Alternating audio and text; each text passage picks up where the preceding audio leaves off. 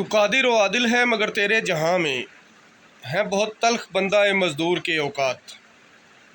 आज यकम मई है और यकम मई दुनिया भर में मेहनत कशों मज़दूरों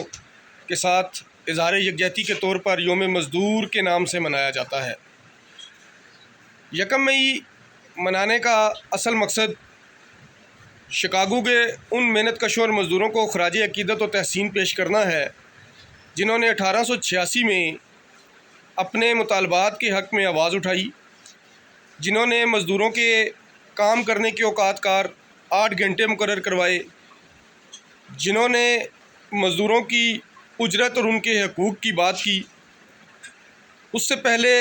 मज़दूरों के काम काज के औकात कार का कोई तयन नहीं था, मज़दूरों की उजरत का कोई तयन नहीं था और सरमायादार बल्कि बेरहम सरमायादार जाबर और इस्तबदादी तबकात मजबूरों, महकूमों, मज़लूमों, मेहनत कशों और मज़दूरों को बज़ोर ताकत अपना काम उनसे करवाते रहते थे। लेकिन 1886 में शिकागो के मज़दूरों ने जब अपने हक़ के लिए आवाज़ बुलंद की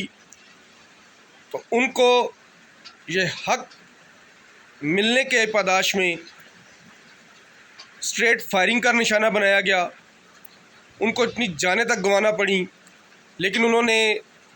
रहती दुनिया तक ये साबित कर दिया कि वो मेहनत कशों और मज़दूरों के हकीकी नुमाइंदा थे। आज योम मई है और पाकिस्तान समेत दुनिया भर में योम मज़दूर से मुतल्लिक़ सेमिनार, रैलियाँ, जलसे और दीगर प्रोग्राम्स मुनक़्क़द किए जा रहे हैं। लेकिन लगता कुछ यूँ है कि सिर्फ़ मज़दूर और मेहनत कश वो तबका है जिसको शायद आज के दिन में शामिल नहीं किया जाता, बल्कि उनके नाम पर मुख्तलिफ़ सेमिनार्स और प्रोग्राम्स किए जाते हैं। क्या ये अच्छा होता कि उन मज़दूरों और मेहनत कशों को भी बाकायदा तौर पर इन प्रोग्राम्स में शामिल किया जाता, उनसे गुफ्तगू की जाती, उनके मसाइल को सुना जाता और उनके मसाइल हल करने के लिए हंगामी बुनियादों पर इक़दामात करने की कोशिश की जाती। जुल्फ़िकार अली भुट्टो शहीद ने कहा था कि पाकिस्तान की अज़मत और पाकिस्तान की खुशहाली का राज यही है कि पाकिस्तान का मेहनत कश और मज़दूर तबका खुशहाल हो। इस सिलसिले में जुल्फ़िकार अली भुट्टो ने पाकिस्तान के अंदर सोशल सिक्योरिटी कार्ड का इजरा किया। कायदे अवाम ने मज़दूरों को उनके तमाम जायज़ हकूक़ दिए, मज़दूरों के तमाम जायज़ मुतालबात को तस्लीम किया, मज़दूरों को रहने के लिए घर बना कर दिए और कायदे अवाम शहीद जुल्फ़िकार अली भुट्टो ने पहली मरतबा पाकिस्तान में लेबर पॉलिसी का ऐलान करके मज़दूरों के हकूक़ का आइनी तहफ़्फ़ुज़ फ़राहम किया। उसके बाद आसिफ़ अली ज़रदारी साहब ने भी इदारों के अंदर काम करने वाले मज़दूरों और मेहनत कशों को उन इदारों में शराकतदार बनाया और सिंध हुकूमत ने भी मज़दूर कार्ड का इजरा करके किसी हद तक मज़दूरों की तकालीफ़ को कम करने में अपना हिस्सा डाला। इन तमाम बातों से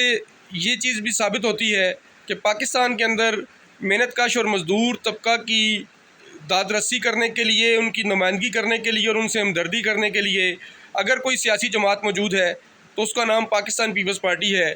जो आज भी मुल्क के मेहनत कशों, मज़दूरों, किसानों और तमाम मेहनत कश तबकात की आवाज़ बनकर मैदान अमल में मौजूद है। आज इस योम मई के मौका पर